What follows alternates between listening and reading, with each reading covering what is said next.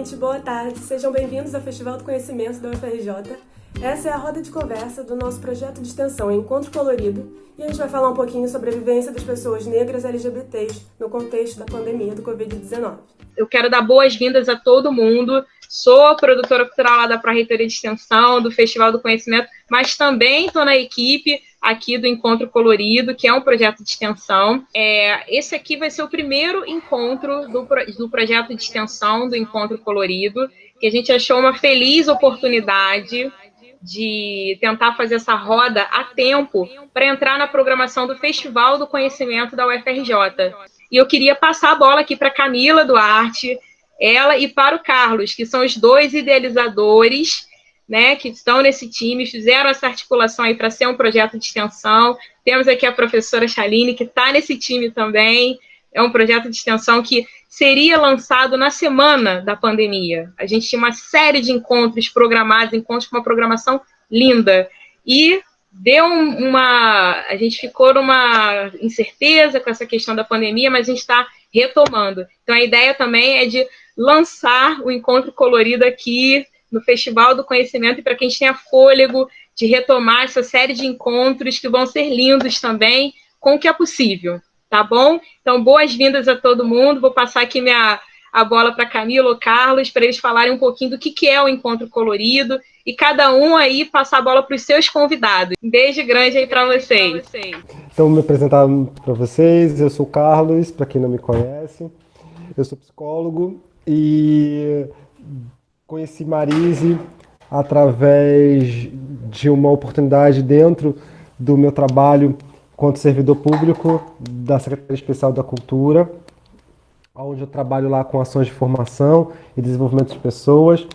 E dentro dessa oportunidade que a gente teve, foi conversando sobre o Divã Colorido, que é um projeto que eu desenvolvo há mais de um ano, que presta acolhimento à população LGBTQIA+, e também presta orientação para as pessoas que não sabem, não conhecem como funciona a dinâmica e como funcionam as vivências da população LGBT.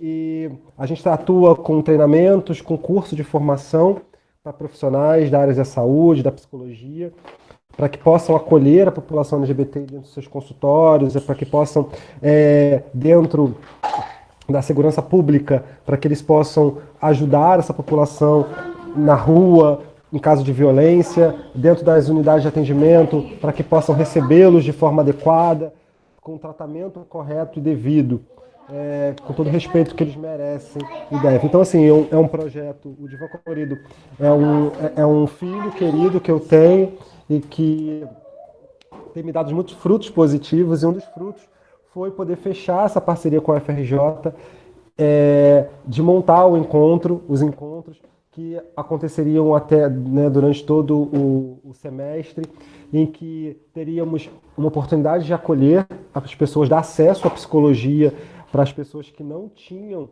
a oportunidade de financiar esses custos, né, com o serviço de terapia, que é muito caro.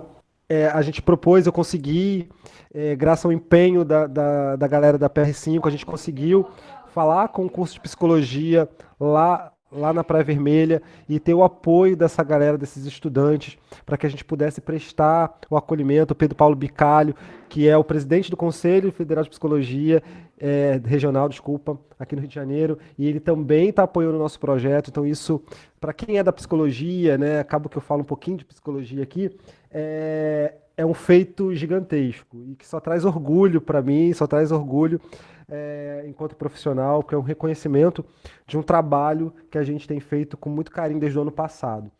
O encontro, ele, por conta da pandemia, ele não pôde acontecer, então eu fico muito grato de poder hoje trazer essa atividade aqui e a gente poder falar sobre um tema que, se vocês forem ver, pesquisar na internet, é um tema muito sério, né? Porque se uma coisa que o Covid-19 trouxe para a gente é escancarar para a sociedade brasileira que existe privilégio, existe uma diferença muito grande, existe desigualdade. A gente sempre soube que existia desigualdade, mas a desigualdade ela se fez presente de uma forma muito potente, muito forte e muito avassaladora. né?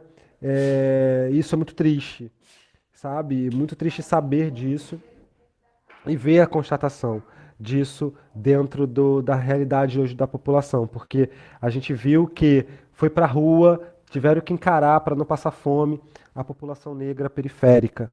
Essa população foi a que mais foi prejudicada e que mais tem sido penalizada com o Covid-19. E a gente pega eu não faço ato político, eu sempre falo isso, eu sempre fui um profissional que sempre me preocupei com a saúde mental. Então, o meu foco é saúde mental, o meu foco não é política, mas eu acho que a psicologia também é um ato político. Ela precisa ter um ato político para dar acesso a todo mundo. E eu sei que a psicologia ela ainda não acessa a todos. Ela ainda não dá acesso à nossa população. Só faz psicologia, só tem acesso à saúde mental quem tem dinheiro para pagar. E é isso, por isso que o Divã Colorido ele chega com essa proposta, por isso que o Encontro Colorido ele vem nessa pegada também de poder, olha, a gente não consegue atender essa população da maneira que a gente gostaria de atender, com aquela 1 hora por semana, mas assim, mais uma vez por semana, vocês têm aí a possibilidade de serem ouvidos, de serem percebidos, e a gente está aqui para acolher vocês. Então, assim, isso me deixou muito feliz, porque a gente sabe que é uma barreira muito grande que a gente tem que enfrentar. Então, assim,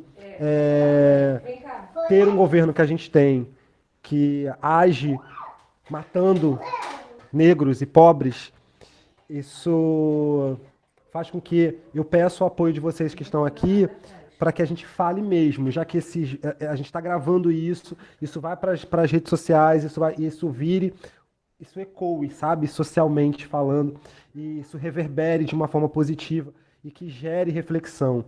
É muito bom ter pessoas brancas aqui também, para poderem ouvirem, serem mensageiros disso e saberem que existe sim privilégios e que a população negra ela padece e você, enquanto branco privilegiado, precisa ouvir e se posicionar e falar, olha, eu reconheço isso e vou lutar contra isso, porque eu sei que isso está errado e que existe racismo no nosso país e no mundo. Tá? Desculpa a minha fala muito extensa, mas acho que foi necessário, foi daquilo que me toca. E eu convidei para compor essa mesa 2 pessoas que vão falar sobre isso de uma forma muito, muito verdadeira, né? A primeira pessoa que eu queria que se apresentasse é o Tarcísio, para falar um pouquinho sobre ele, sobre os atravessamentos dele. Se apresente, meu querido. Muito obrigado por ter aceitado o nosso convite, tá bom? Boa tarde. Meu nome é Tarcísio, eu sou estudante de Psicologia do 7º período da Uniabel de Belford Roxo. Sou um dos coordenadores do Grupo Inconformados, que visa discutir sobre masculinidades e todos os atravessamentos que compõem essa discussão de masculinidades, todos os recortes que a gente pode extrair. Eu vim trazer essa discussão a respeito do racismo e o recorte diante da civilização LGBT. E todas as implicações que envolvem esse recorte. Só é importante ressaltar aqui diante do Tarcísio, ele comentou aí, ele faz parte do Inconformados PC. O Inconformados PC é um projeto incrível, que ele é um dos coordenadores e que trata sobre masculinidades e fala sobre temáticas que são fundamentais dentro da própria psicologia. Como a gente fala, a psicologia ela é branca, ela tem toda a sua base na Europa, então todas as nossas bases de estudo são só para vocês saberem, né? Só para vocês terem uma noção disso, e que eu acho que é importante.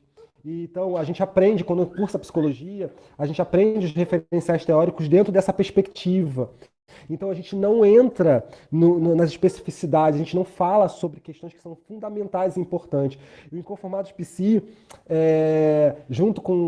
firmou até uma parceria agora com o Divã, nós temos uma parceria, o Divã Colorido junto com o Inconformados PC, de fazer formação dentro da área da saúde, para justamente trazer a perspectiva negra, sabe? Trazer a visão, falar sobre colonialismo, falar sobre questões que são fundamentais e que não são discutidas academicamente. Então, assim, é um projeto incrível que merece todo o nosso respeito, nossa admiração e o nosso apoio, né? E eu fico muito feliz de ter um participante do Inconformados PC que luta pelas causas e por por essa psicologia preta mesmo que a gente precisa ter. Tá? Obrigado, Tarcísio, pela sua presença aqui, tá, querido? A outra convidada é uma pessoa que eu conheci através de uma professora, né, se tornou amiga, porque ela tinha um sonho, um grande projeto de vida, de uma vivência pessoal dela, de uma experiência pessoal. Ela vai falar sobre isso. Ela decidiu pegar a dor dela, ressignificar a dor dela e transformou a dor dela em amor. E esse amor cresceu tanto que não ficou dentro dela e que ela pegou e desenvolveu um projeto voltado para acolhimento da população LGBTQIA+, junto com a gente na Faculdade Estácio de Sá. Né? Então, eu queria apresentar para vocês a Norma. Falasse um pouquinho aqui. Norma, prazerzão ter você aqui com a gente, querida. Olá, pessoal. É um prazer para mim estar aqui, né? Agradeço ao Carlos e a todos vocês. Meu nome é Norma Monteiro, eu sou psicóloga e neuropsicóloga.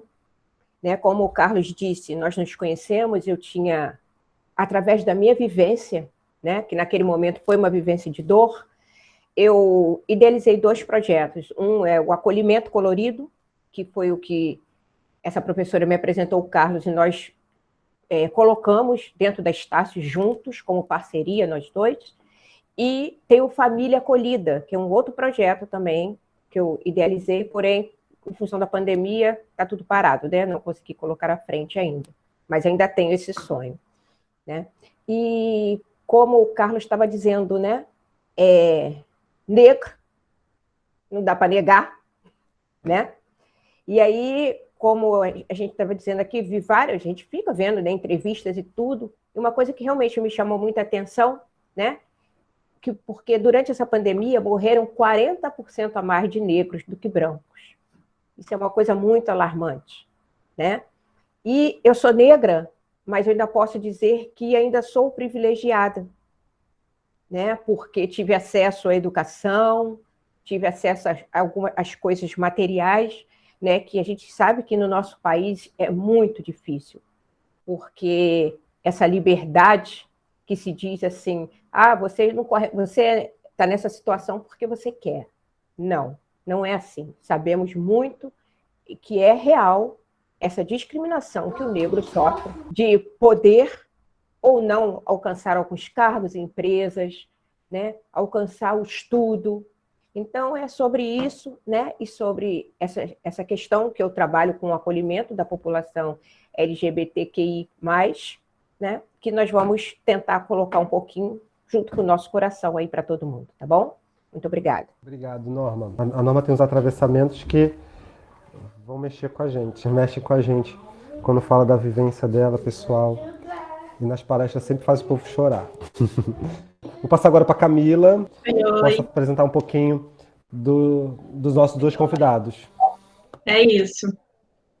Eu trabalho lá na PR5 também, e foi um privilégio. Estava conversando ontem com a Marisa sobre isso, foi um privilégio, uma honra, sou muito grata de estar nesse projeto. E é isso, né? É o nosso dever, lutar pela nossa causa e pela causa de quem está do nosso lado. A gente tem que estar junto de fato e a gente tem que estudar muito e se informar demais todo o tempo, se desconstruir, aprender, reconhecer, e eu acho que é um trabalho constante, não tem um fim. E, bom, é isso. Fiquei muito tocada com as falas e vou apresentar aqui para vocês, meus convidados, a Sarinha, que veio através de uma amiga da Marise, que foi indicação nossa da PR5, que é uma mulher incrível, que tem uma história que ela vai contar, obviamente, de uma pessoa sensacional, que tem uma luta e a trajetória de vida toda e ensina, tem muito a ensinar pra gente. O pouco que a gente teve contato por aqui, a gente não conseguiu ter o primeiro encontro, né? A Sara aí está no primeiro encontro presencial, que ia ser no dia que começou o isolamento na universidade. Então, foi isso que aconteceu. Ela é mãe, ela é sensacional e estou muito feliz dela estar aqui. Eu quero deixar ela contar a história dela. E temos o Jonathan. O Jonathan eu conheci pelo Instagram, eu sigo muito os influenciadores LGBT e principalmente pelo contexto da pandemia, eu encontrei alguns influenciadores da área da saúde que trabalhavam com não quero falar errada, patologista, LGBTs. E aí comecei a seguir, comecei a acompanhar o trabalho dele. Estou muito feliz ele ter aceitado. Ele tem muito, muito, muito para falar sobre isso com a gente, né? Pela área dele, ele é biomédico. E é isso. Vou abrir para vocês agora. O Carlos é o nosso mediador. Então, ele vai guiar vocês para a mesa e depois vamos ter a interação de todo mundo, os extensionistas e a gente. Vamos fazer a nossa roda. Bonita, colorida, tá bom? Gente, boa tarde. Oi, gente. É um prazer para mim estar com vocês. Tô muito nervosa, sabe? Para mim é muito gratificante estar aqui e poder falar para vocês, sabe? Como é a minha vida, como é complicado muitas coisas, essa pandemia também tem sido muito complicado. E é isso, qualquer coisa eu tô aqui. Sara, deixa eu só fazer um comentário antes de passar pro Jonathan. Todas as vezes que você coloca o seu vídeo aqui, aparece a sua imagem na tela, eu me senti tocado desde o primeiro momento que eu te vi. Queria que você soubesse. Você me tocou. Não sei te explicar por quê, mas você me tocou. E você tá me fazendo chorar. Você tá me fazendo chorar. Você me tocou. Não sei por quê. Você tá me tocando. Olha, essa parte não foi combinada, tá, gente? Ai, gente. Tá. Ai, gente. Passou. São os benefícios da psicologia. É isso. Jonathan, querido. Bom, gente, boa tarde. Boa tarde a todos, né? É uma honra estar aqui com todos vocês. Obrigado pela Camila pelo convite. Não sei se todo mundo está me ouvindo bem, mas eu espero que todo mundo esteja ouvindo bem. Bom, eu sou biomédico, patologista clínico, pós-graduado em saúde pública, na verdade, ciência política com ênfase em saúde pública. Na graduação, eu trabalhei com um projeto com transexuais na saúde pública, então foi algo passado, mas que deixou muitas cicatrizes, porque eu trabalhei de uma forma, né, impactado com histórias e de certa forma.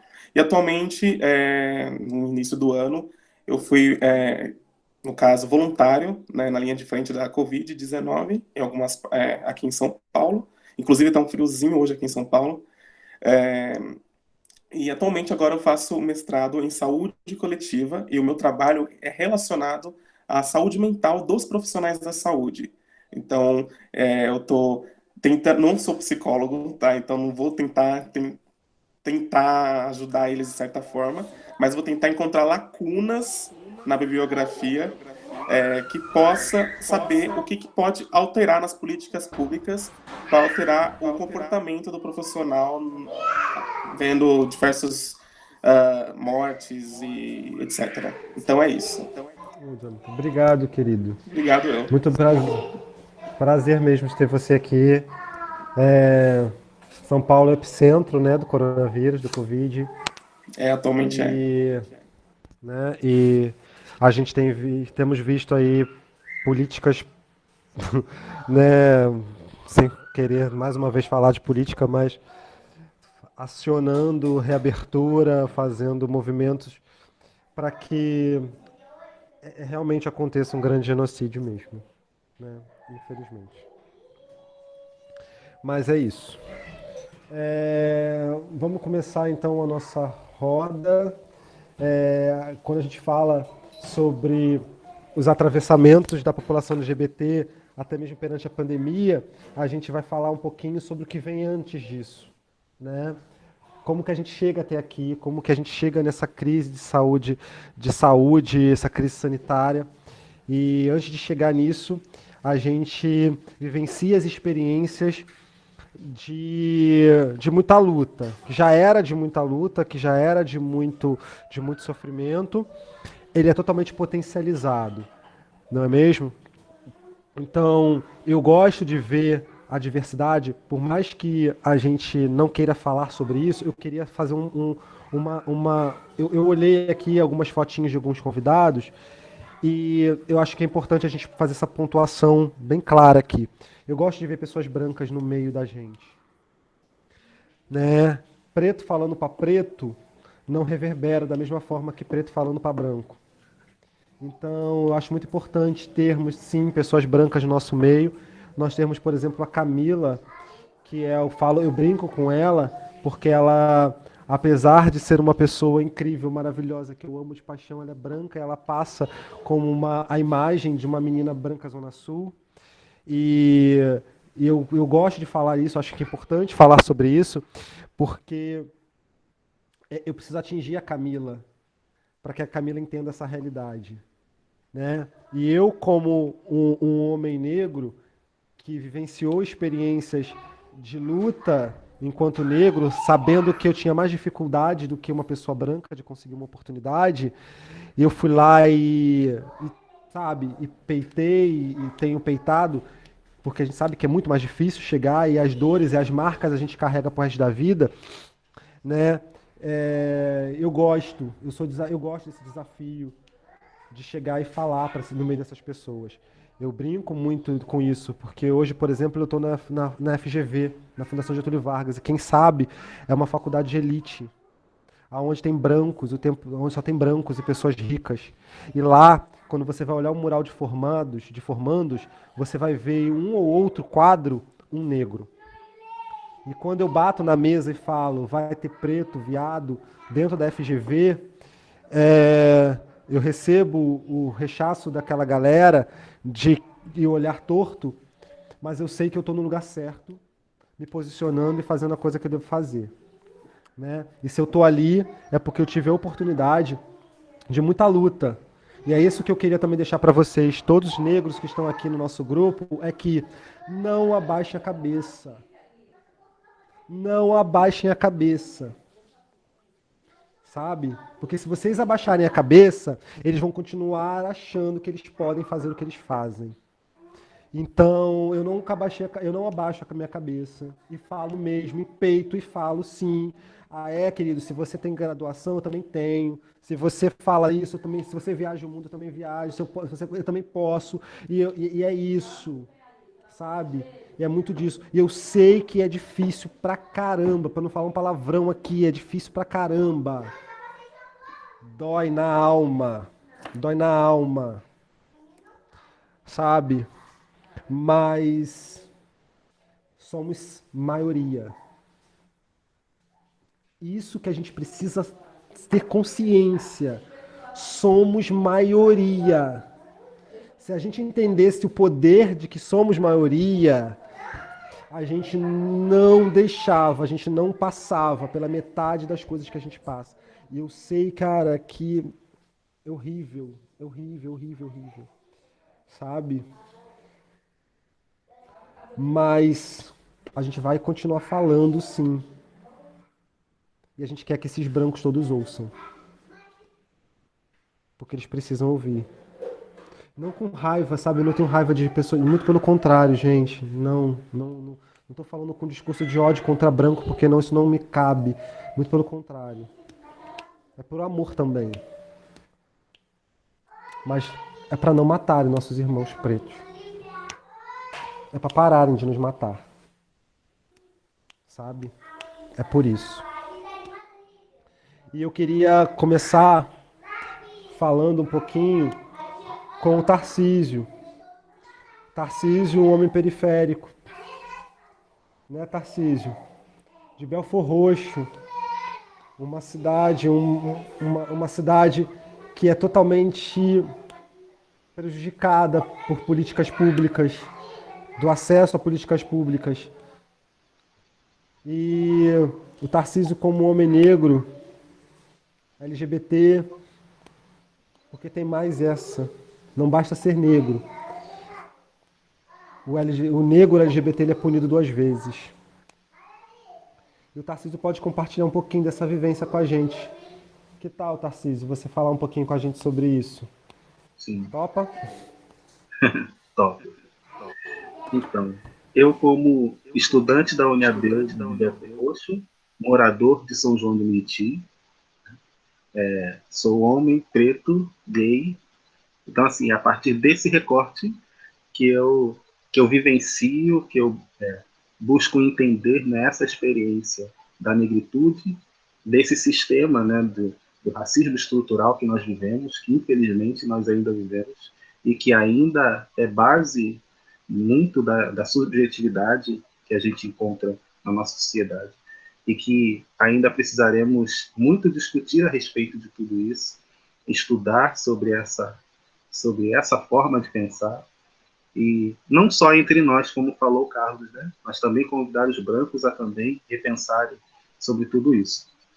Então, eu parto justamente desse recorte onde vivenciei situações que, de fato, foram muito desagradáveis a respeito do próprio racismo, que já é algo extremamente pesado e desagradável, e que também acaba tendo as suas peculiaridades quando a gente cruza com outro recorte, né, que é, no caso, da experiência de ser homossexual. Né? Então, a gente está falando de um ambiente de conhecimento, está falando de um processo de troca, onde há um convite da UFRJ. Né?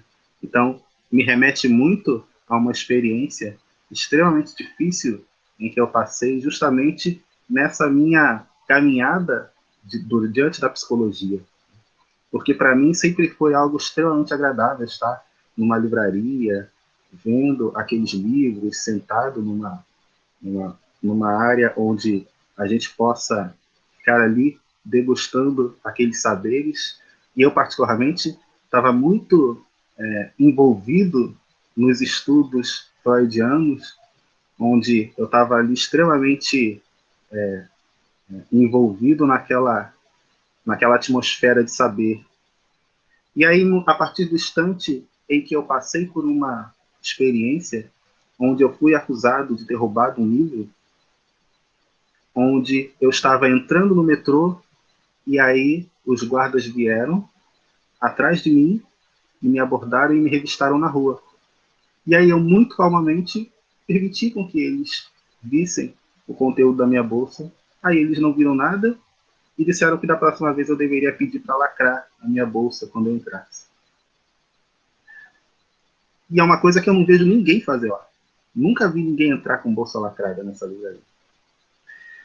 E aí, a partir do instante que isso aconteceu, e acaba que traz todo um pesar, né? Porque naquele momento eu levei um choque e não reagi.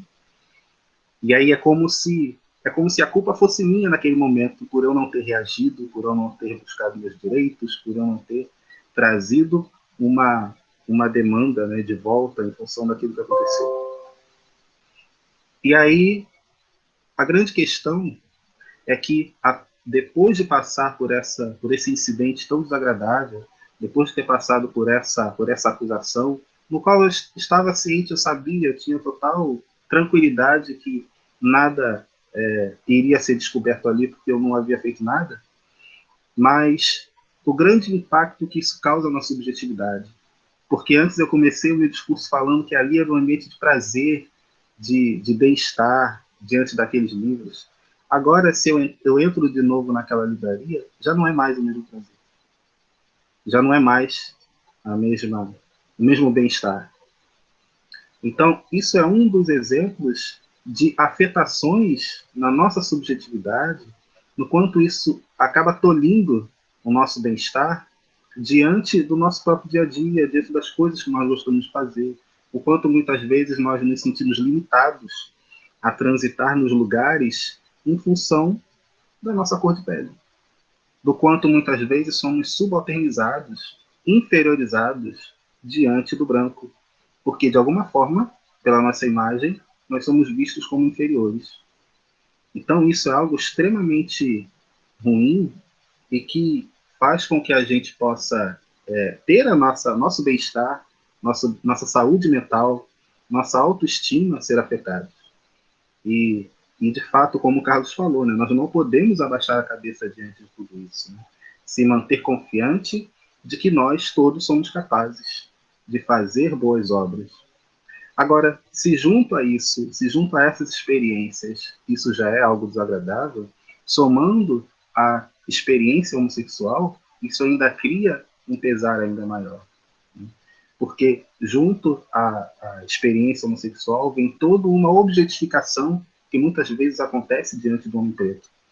Toda uma expectativa de performance, de atributos físicos, de uma representatividade muito mais voltada para o prazer físico, para a aparência, para o que ele veio a apresentar, e muito pouco se pensa diante das ligações afetivas, das ligações substanciais, das ligações que, de fato, acrescentam em um relacionamento.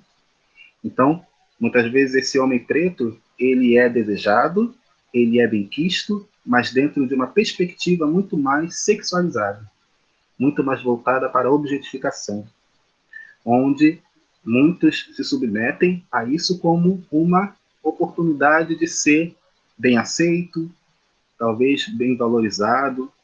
Isso é uma questão que muitas vezes pode afetar o homem preto hétero, por ele se sentir valorizado pela sua potência, pela sua energia, e isso muitas vezes também pode afetar o público LGBT em suas diversas formas, quando se refere à performance, à sexualidade, à sua maneira de expressar a sua sensualidade, enquanto na verdade somos todos indivíduos que precisam ser vistos como seres humanos e não apenas corpos para dar prazer, corpos para serem usados, que são úteis na cama, mas que não são úteis no dia a dia, a dar as mãos, a acompanhar, a viver um relacionamento.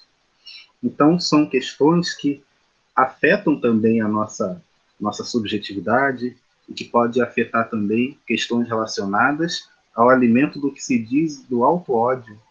E muitos de nós alimentam esse auto-ódio porque acaba nutrindo uma perspectiva, uma visão de si mesmo inferiorizada, onde ele não se acredita como um indivíduo que é plenamente capaz de exercer as suas atividades, de ser aquele que pode transitar pelos ambientes e usufruir e conquistar tudo aquilo que ele desejar.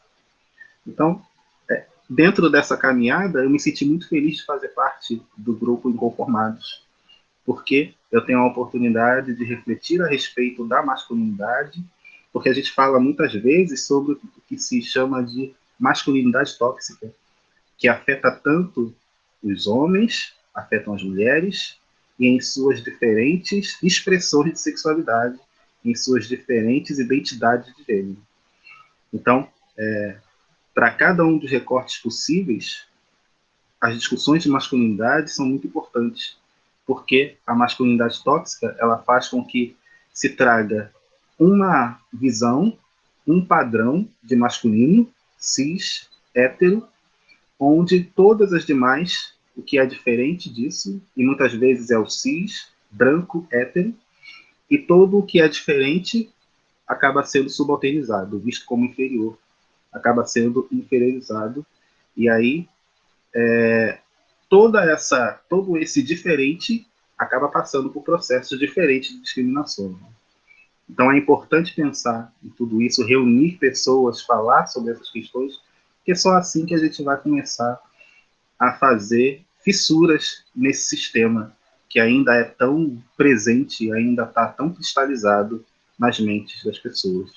Então, se o racismo estrutural ele ainda é muito forte, se a LGBTI-fobia também, se ele ainda é tão presente, e aí eu acho interessante o Lucas Veiga, quando ele traz a diáspora da bicha preta, que é um trabalho que ele realizou, né, um artigo, e aí ele traz esse título, onde ele traz alguns apontamentos, né? A cada 23 minutos se mata um jovem negro, e a cada 28 horas uma pessoa LGBT é assassinada. Ele traz essa reflexão e esses dados e permite com que a gente pense em todas essas questões. E a gente vai precisar realmente realizar muitos trabalhos como esse.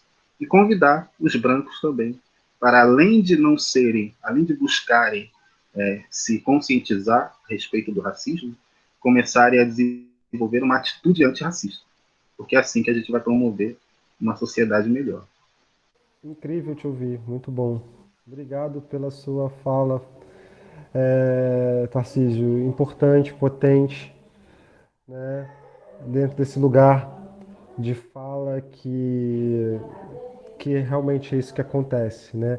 A gente pega aí que 78% da população negra, elas sofrem, né, das mortes violentas no Brasil. Então, assim, é um dado muito pesado, sabe? Se carregar, sabe? Um dos dados que a gente tem e que são muito sérios, sabe? Por isso que eu queria falar rapidamente agora, chamar o Jonathan para conversar com a gente, porque, assim, quando a gente vai falar sobre mortalidade, a gente vai falar sobre alguns dados, né, Jonathan? O que que você pode trazer para a gente como um biomédico, como a sua vivência, a sua experiência, ela enxerga esses processos, né, de desigualdade e dentro da perspectiva mesmo social do nosso país, como a gente vê isso. É triste, né? O ponto levantado por vocês mesmo agora há pouco, a população negra é uma das mais afetadas pela pandemia, principalmente porque, tanto na área dos profissionais da saúde, como os profissionais enfermeiros, auxiliares, técnicos, onde temos uma grande maioria negras, não temos brancos nessa população, bem raramente temos, a gente vê que a gente tem uma diferença gritante, né? Principalmente porque você vai trabalhar com pessoas que está tendo grandes casos na periferia e esses profissionais, a maior parte, moram na periferia. Então, de certa forma, se eles se contaminam ou entram em contato com, com qualquer tipo de paciente contaminado, e eles podem passar dentro da periferia também.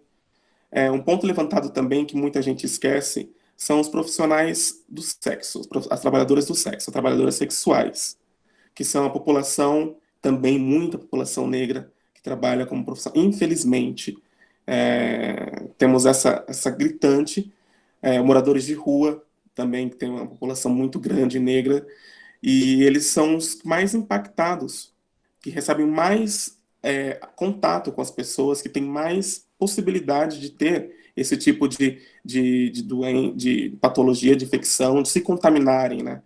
Então, a gente vê literalmente o genocídio da população negra, tanto na forma indireta como indiretamente, né? Direta e indiretamente, né? Tanto os profissionais da saúde, negros, como os enfermeiros, técnicos, como eu falei anteriormente para você, como também os moradores de rua, os profissionais do sexo, as pessoas da periferia, onde, infelizmente, são obrigadas, né, como você falou, é um privilégio.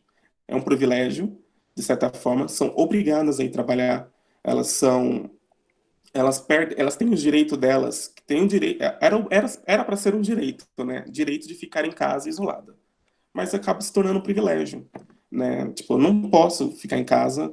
Infelizmente, meu patrão está me obrigando a ficar em casa. Eu encontrei um caso bem recente de uma empregada doméstica, uma doméstica, que infelizmente a patroa ficou contaminada, veio dos Estados Unidos, ficou contaminada e pediu para ela ir trabalhar, de máscara e de luva, né? E isso é algo banal, sujo, né, de certa forma. Então, a gente vê que as políticas públicas não estão sendo literalmente focadas nessa população. As políticas públicas estão focadas para modo geral, sendo que era para ser específico para algumas pessoas. Nem todos podem ficar em casa, nem todos podem ter acesso a 100% à atenção primária, atenção secundária ou atenção terciária, né? E esse ponto é um ponto que a gente tem que trabalhar bastante, porque é uma população. E uma coisa que tem que lembrar também, né, na questão da saúde, é que a pessoa negra, ela tem mais tendência a ser hipertensa. Eu sou hipertenso, com 29 anos. Eu sou hipertenso. Eles são, de certa forma, um grupo de risco, né? E aí, junta a política pública mal feita, junta o grupo de risco, e aí dá essa loucura toda. Então, é muito importante ter políticas públicas específicas para a população e não apenas utilizarem de forma geral, né, como estão utilizando, e a gente tem que trabalhar bastante nisso. Nossa, interessante. Ontem mesmo eu conversava com o Tarcísio e ele falava sobre ser hipertenso, né, Tarcísio? E eu não tinha um conhecimento sobre isso. E aí você pega essa população, a gente vai falar sobre economia, que é mais importante, economia. A gente precisa salvar essa economia, a gente precisa manter essa elite ganhando, né? E para manter essa elite ganhando, eu preciso ter essa população que se submete, trabalhando, pegando esses ônibus lotados, cheios e tudo mais, Exatamente. para manter essa máquina girando. E a gente sabe que essa população ela entra nessa dicotomia, né? Ela entra nesse processo de pensar, cara, eu preciso comer. Eu preciso subir. Então, quando você vai conversar, você vai ouvir, você vai nas áreas periféricas, você vai ouvir, exatamente vai ouvir isso. Olha, eu preciso comer. Então não tem essa Então eu prefiro arriscar minha vida, eu prefiro colocar em risco a minha saúde e contrair o vírus e tentar com a sorte, porque o vírus ele é uma questão de sorte, né? Alguns vão ser assintomáticos, outros não. Ou eu tento com a sorte. É uma roleta, sabe? Eu penso nisso, é uma roleta russa. É uma coisa meio louca, né? Porque eu preciso comer, então o meu patrão tá mandando eu trabalhar, eu tenho que trabalhar, eu vou e acabou. Não tem outro jeito. Lá na USP, eles estavam lembrando bastante que, principalmente os epidemiologistas, de que, infelizmente, da forma que a gente está levando a pandemia, é impossível de que todos não se contaminem de uma certa forma. O que a gente está querendo, a gente está tentando fazer é que as pessoas não se contaminem de uma vez só. Tipo, não de uma vez só todo mundo precisar de um hospital. O jeito, como vai ser todos, infelizmente vão ter contato de certa forma com o vírus, meses diferentes, dias diferentes, alterar, para não ficar aquela curva muito ascendente, né? Tipo, todo mundo ficar doente, todo mundo precisar de hospital, todo mundo precisar de leito. Aí sim vai ser um desastre. Mas você sabe que também, eu não sei, eu vi uns dados da prefeitura aqui do Rio, né, aqui no Rio de Janeiro, sobre o mapa do Covid. E no mapa você tinha, primeiro, a área de maior contaminação, que seria Recreio dos Bandeirantes, Campo Grande? Barra da Tijuca. Oi? Campo Grande, Recreio. Não, então. Era Recreio e Barra da Tijuca, seguidos de Copacabana, início. isso no início. Leblon, Ipanema e tudo mais. E aí depois, hoje a gente tem Campo Grande, Bangu, são áreas da Zona Oeste, e é interessante que mesmo quando não eram as áreas mais afetadas, por exemplo, eu tinha Copacabana em segundo lugar, Recreio dos Bandeirantes em primeiro, o índice de mortes era muito menor, por mais que tivesse maior contaminação nessas áreas, e tivesse menos na Zona Oeste, em bairros periféricos, a quantidade de mortes era maior. Aí você pensa em alimentação, né, em acesso à saúde, você pensa em acesso a todo tipo de aparatos que você não tem nessas áreas, né? E que essas pessoas, você vai falar com elas, realmente, elas precisam comer, elas precisam se alimentar. Então não tem como você questionar, você argumentar que você tem que ficar dentro de casa para essas pessoas. Não é dada essa opção, sabe? E aí eu me coloco nesse lugar, caramba, eu sendo preto, eu ainda consigo fazer um home office. Porque eu consegui entrar dentro de uma bolha social, eu consegui acessar essa bolha social que me permite ter um home office, sabe? Eu sou um privilegiado, eu sou um preto privilegiado, sabe? E aí dói também porque, cara, todos precisam, sabe? Era um jeito de todos, não era um jeito só meu, não era, por mais que eu tivesse lutado, e aí que entra também o processo de consciência, né? Porque se você é preto, você conseguiu estar aqui, é porque você se esforçou para estar aqui. Eu já ouvi isso, tá, gente?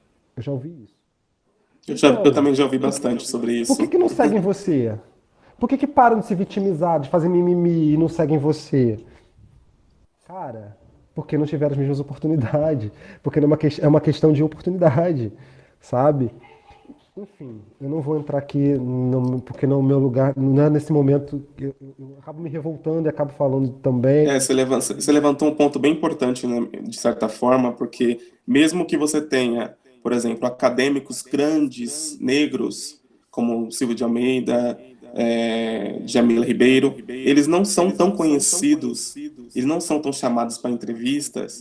Por exemplo, eu, na minha sala, eu era o único negro, lotado de gente branca, lotado de mulheres também. E quando precisavam falar sobre racismo, levantava a pessoa, já ficava aquela, será que eu chamo Jonathan? Não chamo, não sei, será que vai ser meio racista? Mesmo que eles tenham a nota mais alta da sala, podem chamar a segunda pessoa para dar mais atenção para que ela, de certa forma, é mais bonita, mais atraente para um vídeo, por exemplo. É complicado. É isso, verdade. Exatamente isso. E eu queria falar com a Sara, porque, engraçado, eu não conheço a história da Sara, mas desde a primeira entrada da Sara, a Sara me tocou. Eu não sei se foi o olhar, eu não sei. Eu tenho muito essa coisa do olhar, né?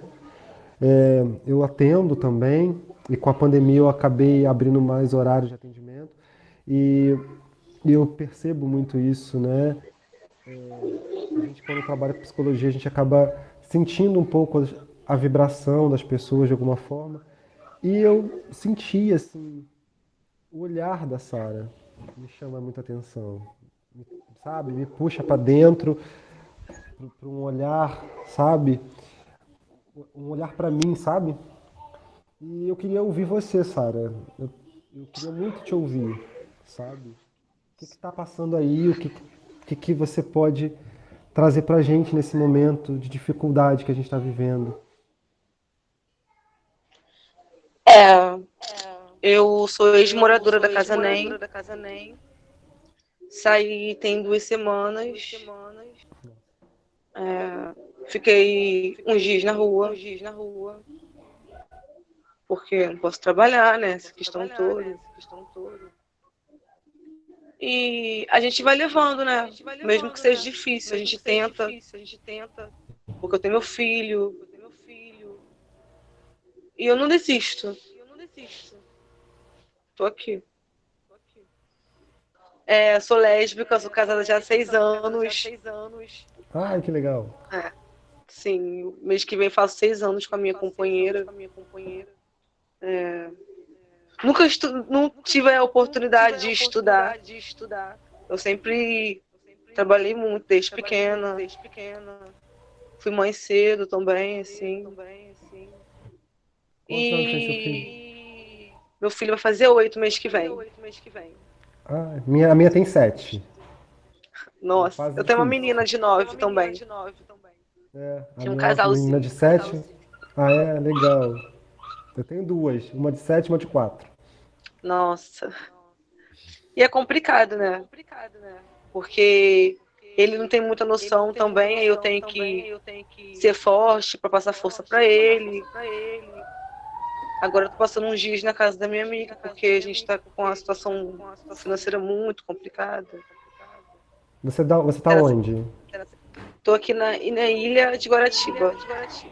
Ilha de Tô Guaratiba. na casa... Isso. Tô na casa da minha amiga. Praticamente minha irmã, assim. Me ajuda muito. Tá muito complicado, sabe?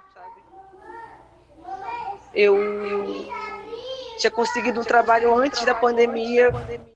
Trabalhei 1 semana, veio o isolamento. Então, é muito ruim pra mim, sabe? Você trabalhava com o quê? Restaurante, estava trabalhando na Tijuca como ajudante de cozinha. E sobre aqui a roda de conversa, eu me ofereci mesmo para poder estar com vocês, participar, sabe? Poder ajudar também em alguma coisa no que vocês precisar também, eu tô aqui, sabe?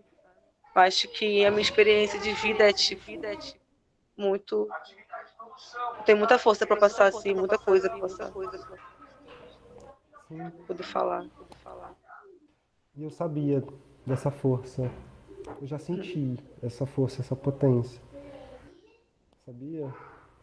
Eu não sei porquê, não sei te explicar porquê. E a gente ouvindo agora, sabendo um pouquinho da sua história, faz sentido. Eu acho que eu nunca falei assim para tantas pessoas, é muito complicado para mim falar. Eu sou muito emotiva, não sou muito tímida também. Os seus filhos moravam com você lá na Casa Nem também? A minha filha, eu não criei minha filha. A minha filha, eu não vejo ela há 4 anos. Ah, você tá com seu filho aí. Sim, Entendi. Isaac tá comigo. Que é aquele que deu oi pra gente antes. Né? Isso, sim, saí de lá tem 2 semanas. Complicado. Você quer trazer mais alguma coisa pra gente? O Carlos voltou, né, Carlos? Tá tudo certo aí? Voltei.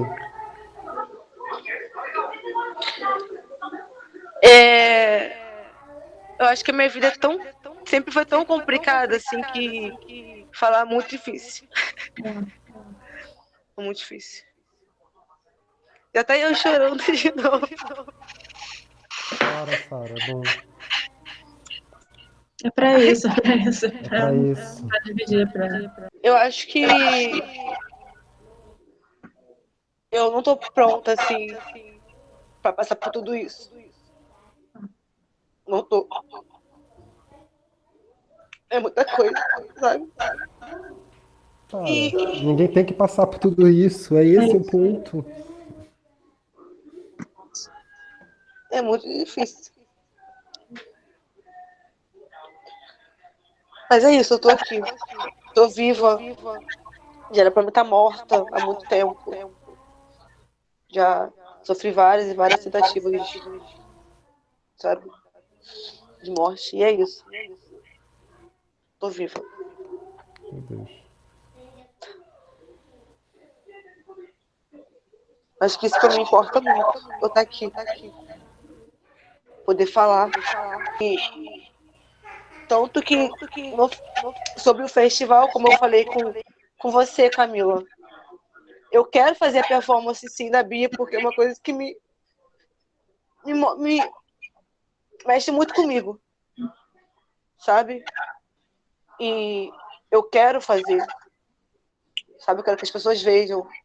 Eu quero que as pessoas também me escutem. Me entendam. Sabe? Porque eu não sou só uma. Sou mais uma. E eu tô aqui. Entende? Eu quero mostrar a força que eu tenho. Sabe? E é isso. Desculpa de novo por chorar.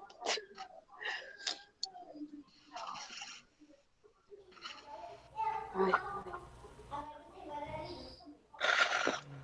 Vamos lá, gente. Eu agradeço, Sara, a sua participação. Porque eu não sei se vocês ouviram antes de cair. Eu acho que quando a gente fala do discurso, né, a gente está no discurso, só no pensamento. E aí a Sara, ela vem como uma representação real do que a gente tem vivenciado, sabe?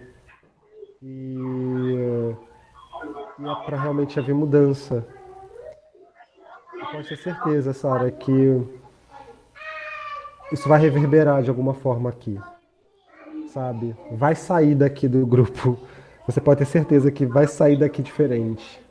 Eu tenho certeza absoluta que o que você trouxe tocou a todos e isso vai mudar, sabe? De alguma forma. E eu acho que,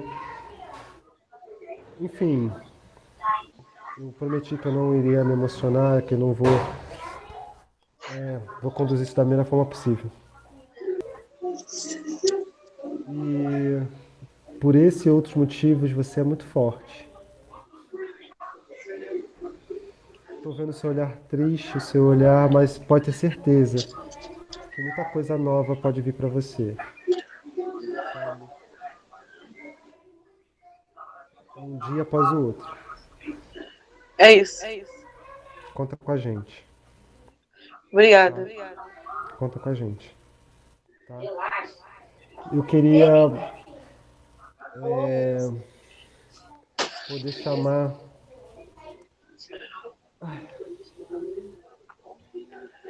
Difícil, gente, é difícil, mas a gente vai continuar. É porque, assim, mesmo sendo preto, eu tive algumas oportunidades, sabe? E eu posso falar que eu sou um preto privilegiado, sabe? Eu tenho as minhas filhas dentro de casa, com comida, eu tenho emprego, eu tenho saúde, eu tenho oportunidades.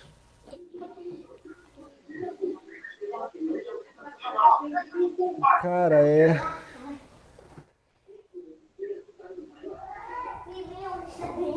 é muito difícil. É muito difícil. E eu passei por tanta coisa, sabe? Eu chego aos 38 anos de idade passando por tanta coisa. Você tá com quantos anos, Sara? 26. 26.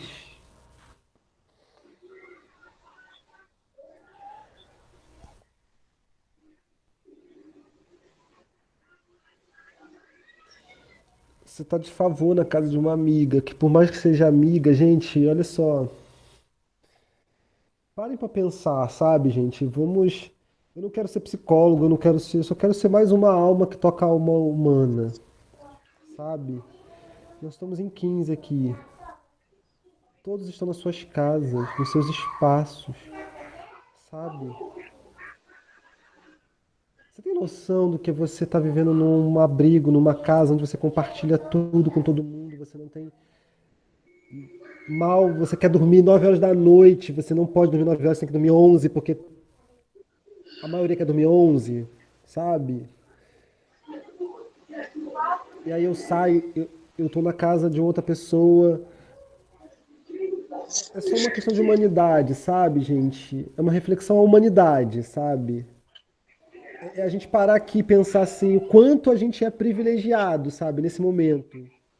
De vocês aqui todos que estão aqui, todos estão nos seus espaços, nas suas casas, sabe? No seu canto, num lar que é seu, sabe? Ai, mas eu tenho briga com família, com parente. Cara, beleza. Mas você não sabe o que o outro tá vivenciando, sabe? Que pode ser muito mais dolorido do que você, sabe? Eu penso muito nisso, sabe? Quando eu ouvi uma vez a Camila falando pra mim assim, ah, você é uma pessoa generosa. Não, eu não sou generoso. Não, eu sou egoísta pra cacete.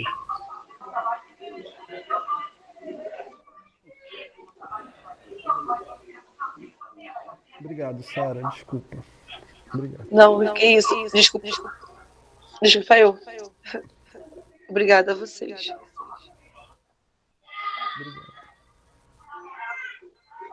Obrigado. Obrigado por trazer pra mim a minha humanidade, sabe? Me tirar de um lugar que às vezes a gente vai sem querer ir, sabe? Que é o lugar da arrogância, o lugar da soberba, o lugar do individualismo, do egoísmo, sabe? Nós não fomos chamados para isso. Somos maioria, sabe?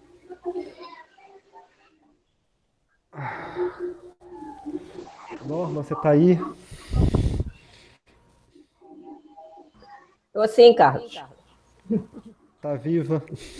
Estou tentando equilibrar aqui a respiração. Sim. Então vamos lá. Como neuropsicóloga, uma mulher negra que consegue, dentro da psicologia, atingir um nível e que chega a se tornar uma neuropsicóloga. Muita luta, muita barreira para chegar nesse nível. Com Casou com um certeza. homem branco, né? Negro que casa com branco é palmiteiro, Uhum, né? Na exatamente. linguagem popular. E aí, tendo filhos brancos, né? com origem negra. Como você vivencia isso? Como você traz essa sua vivência para a gente, Norma? Compartilha aqui para a gente. Então, pessoal, agora vocês vão saber o porquê eu estou aqui, né? Temos duas vivências, eu vou começar justamente pelo que o Carlos colocou. Vou trazer algumas situações, né?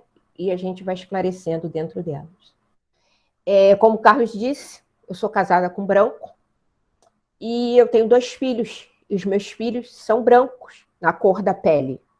Eles não são brancos, puramente brancos, mas você olhando para a pele, eles são brancos. Então, já passei pelas seguintes situações. Eu estar na rua, com um carrinho, e alguém falar assim, cadê a mãe deles? Né? E eu tenho que dizer, não, a mãe deles sou eu. Já passei por situações na faculdade. Um dia, o meu marido foi me buscar e eu estava demorando a sair, ele, né, bateu na porta, aí falou com o professor, o professor virou e falou, você tem o marido de alguém aqui. Quando olharam, eu percebi os olhares quando eu levantei, porque o meu marido, além de ser branco, é louro de olho azul. Então, mediante o que a sociedade coloca, né, é uma discrepância muito grande. Festas de trabalho. A gente estava numa festa, eu estava mais assim à parte conversando com uma outra amiga, loura, e veio uma outra pessoa, chegou assim e falou assim, você que é a esposa do Alex, né? Para esta minha amiga. Aí eu falei, não, sou eu que sou a esposa dele. Então, gente, eu vejo isso tudo, sabe, como muita coisa para a gente pensar e para a gente entender que tem alguma coisa errada. Né? Entender que eu também, enquanto preta, eu tenho que acreditar em mim. Porque eu vejo realmente muitas colocações de que nós não podemos, de que nós não somos capazes. Então eu tinha que escolher a quem amar, eu tinha que olhar para a cor da pele e dizer, não, eu não posso amá-lo, porque ele é branco.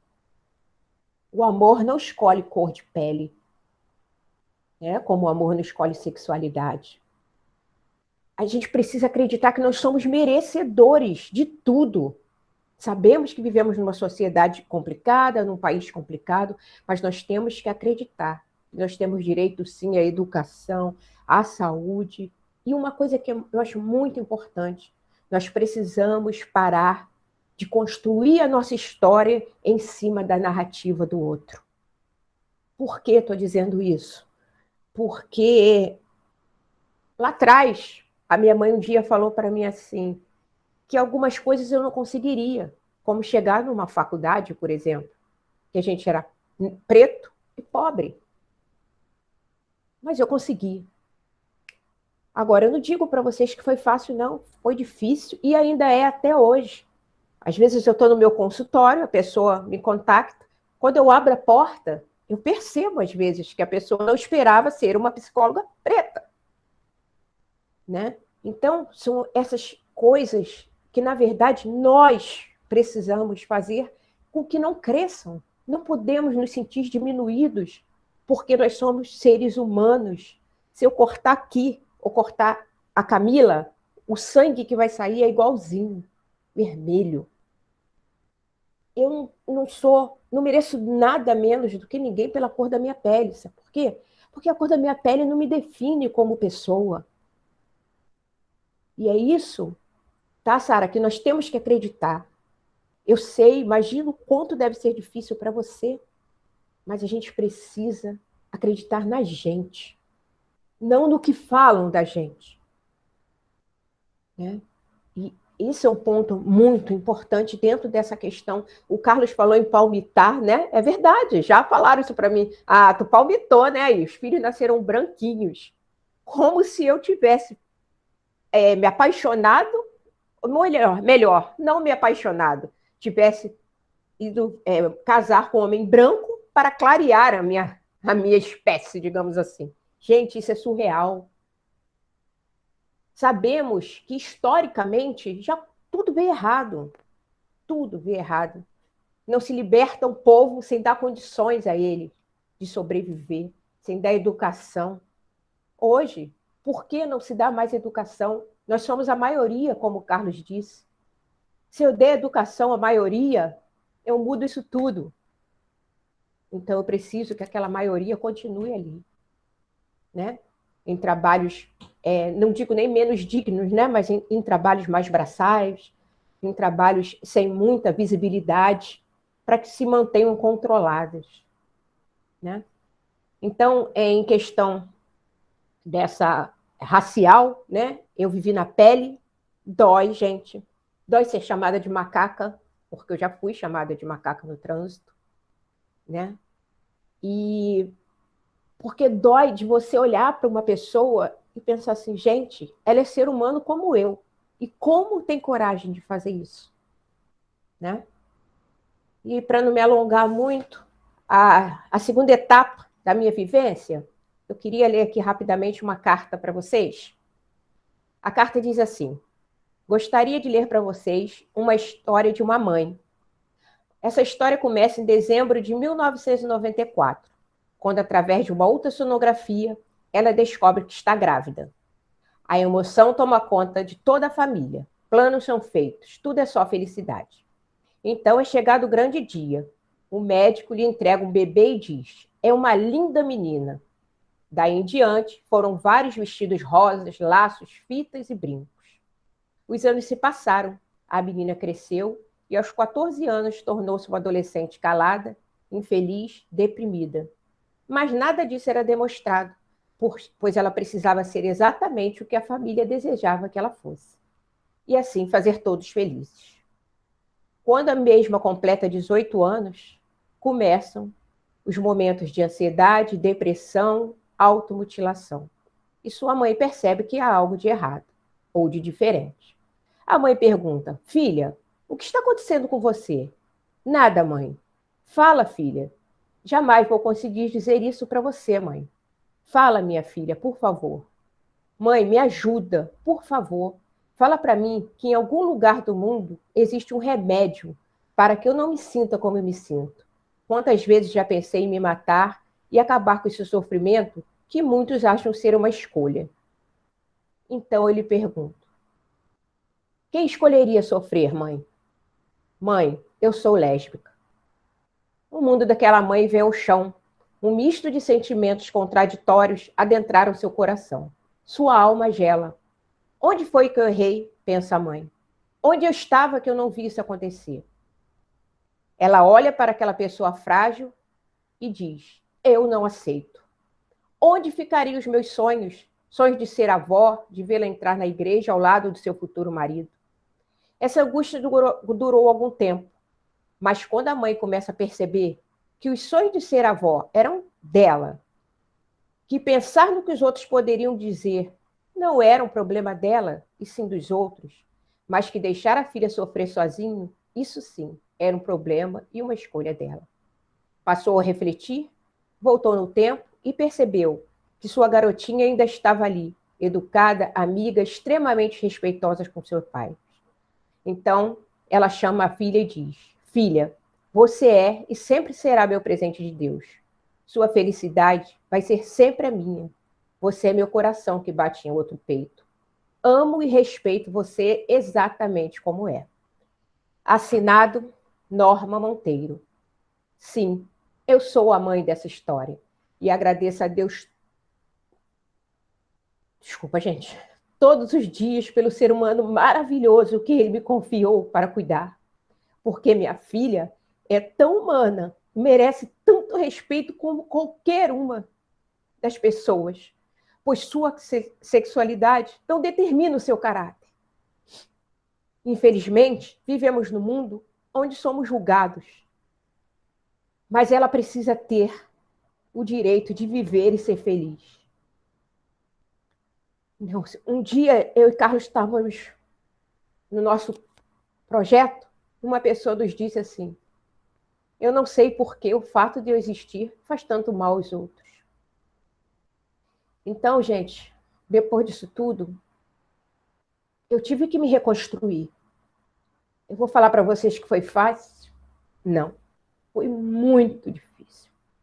Porque eu estaria sendo hipócrita se eu dissesse aqui que quando a gente recebe um filho da maternidade no braço, uma filha, um filho, a gente pensa: ah, meu filho vai ser homossexual. Mentira. A gente faz idealizações com a vida que não nos pertence. A gente faz idealizações de profissão, idealização disso, vai casar, vai me dar neto, isso e aquilo. Né? Então, nós vemos o quanto essa população é discriminada porque quer ser feliz, porque quer ser respeitada. E eu tive que me reconstruir, eu tive que derrubar todas as barreiras, eu tive que entender que aqueles sonhos não eram meus, eu tive que aprender a respeitá-la, entendeu? E entender que ela estava ali, sim, era a mesma pessoa, porque eu sabia que outras coisas viriam. Hoje ela traz a namorada dela aqui em casa, é tudo muito mais tranquilo. Mas eu não vou mentir, se eu tinha receio do que os outros iam falar, sim. Isso tudo eu só consegui dissolver dentro de mim, gente, pelo amor. Foi a única coisa, a única ferramenta que eu consegui usar para entender que a gente está aqui para amar, independente de ser branco, negro, homo, hétero, a gente está aqui para amar o ser humano, a nossa essência enquanto ser humano. Que é isso que vale a pena. O resto que a gente vê aí, esse ódio, né? Brasil é o país que mais mata, né? Homossexuais, travestis, é o país que mais mata. O Brasil é o país que mais mata negros, pelo menos durante a pandemia. Onde que nós vamos parar com isso?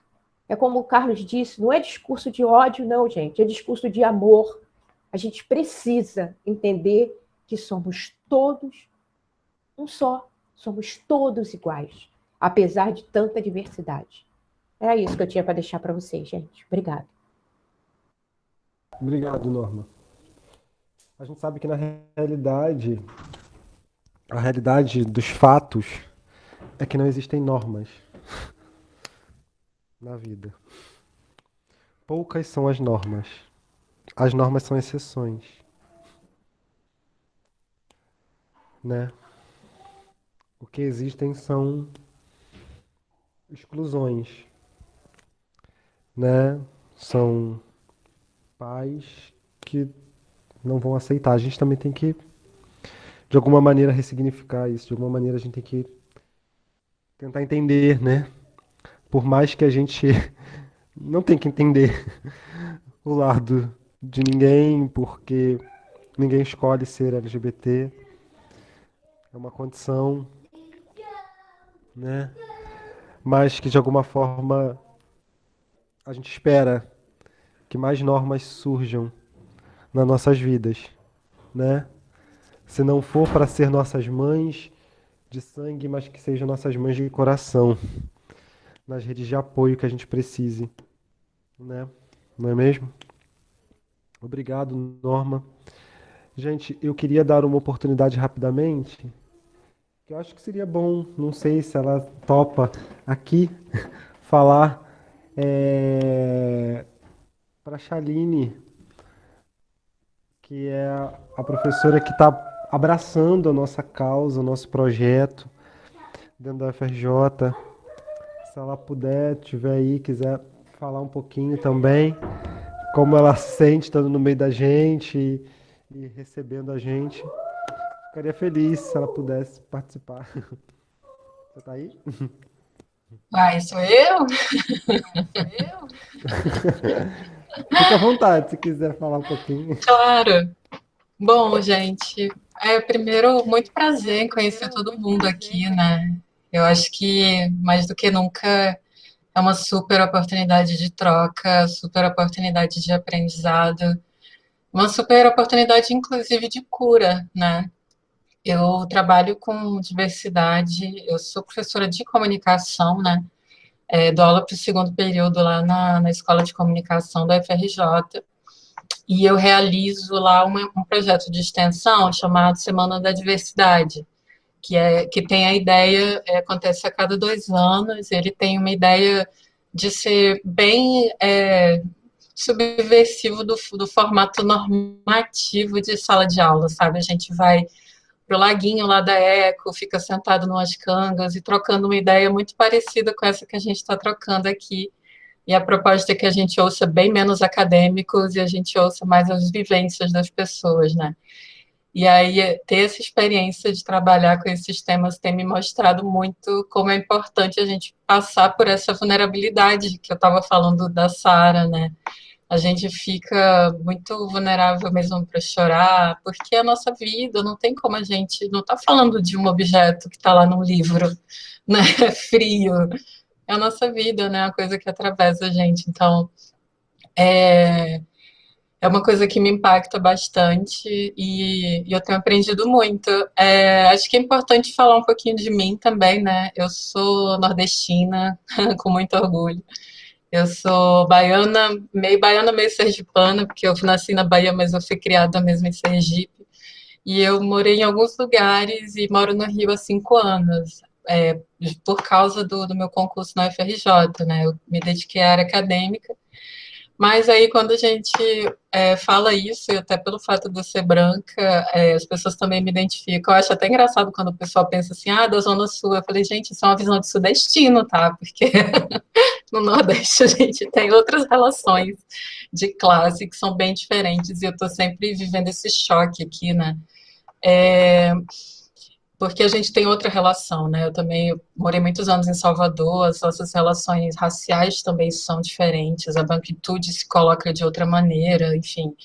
A gente pode em algum momento discutir sobre isso, mas o meu olhar aqui é um olhar que é um pouco de fora mesmo, né? Meu olhar que eu tenho para acrescentar, digamos, é esse olhar que vem um pouco mais de fora, que tem a vivência de outros lugares do Brasil e que, por causa disso, passou por outros processos também, né? Eu sou de Sergipe, eu sou da periferia também de lá, então é muito fácil dizer que é de Sergipe e ser de um bairro nobre, né? Eu sou de uma periferia de lá, minha mãe mora lá até hoje. Super preocupada com ela, né? Como estamos, acho que estamos todos, né? Preocupados com os nossos mais velhos. Eu também sou hipertensa, teve essa identificação aqui. Eu tenho essa dedicação com a Semana da Diversidade que me traz uma satisfação muito grande. Faço outros projetos paralelos também, como laboratório de diversidade. Estou criando meu grupo de pesquisa, que também vai ser bem bonito lá na ECO, querendo muito, tenho muito interesse nessa troca com pessoas de outros lugares, porque eu acho que é justamente onde a gente aprende de verdade, né? Quando a gente pisa o pé fora da nossa bolha, assim. Então, me coloco aqui super à disposição para a gente dialogar. Contem comigo.